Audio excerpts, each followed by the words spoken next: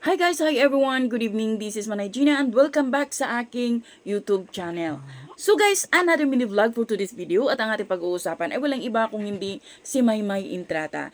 Kasi guys, napanood ko yung kanyang interview at masayang masaya siyang ibinahagi kung anong meron sila ni Joaquin Enriquez. At sabi nga niya, super blessed nga daw siya. Guys, panoorin natin itong sinabi ni Maymay Intrata. Let's watch this. Ayun po, my lover. Lover ear. Praise God though. Praise God po. Diyos ko.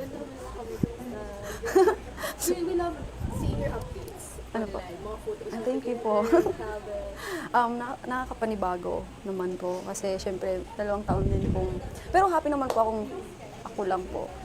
Siguro po, nung dinless ako ni Lord, someone na parang, sabi nila na parang ako daw, pero boy version. Yan yung sabi ng mga friends ko, tsaka family ko. Tapos sabi ko, super na-bless po ako. Tsaka super supportive siya since every month po siya pumunta dito. So after ng trabaho niya, pumunta agad siya dito. Dito ba siya sa Bangkok? Hindi po, naka-base po siya sa US.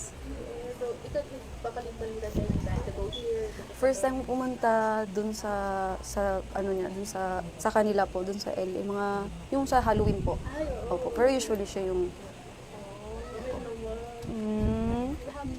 O di ba guys, makikita mo sa kay Maymay na talagang in love si Maymay.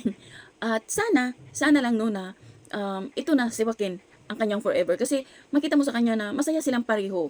At yun nga, sabi ni Maymay, every month nga pumupunta si Joaquin sa Pinas kasi nga di ba nakabase si Joaquin sa LA. So sana lang sa ating mga nagmamahal kay Maymay, sana lang talaga ito na yung forever ni Maymay. Kasi parang mabait din naman si Joaquin. So yun lang guys, thank you for watching. Until then, bye. God bless everyone. Happy New Year!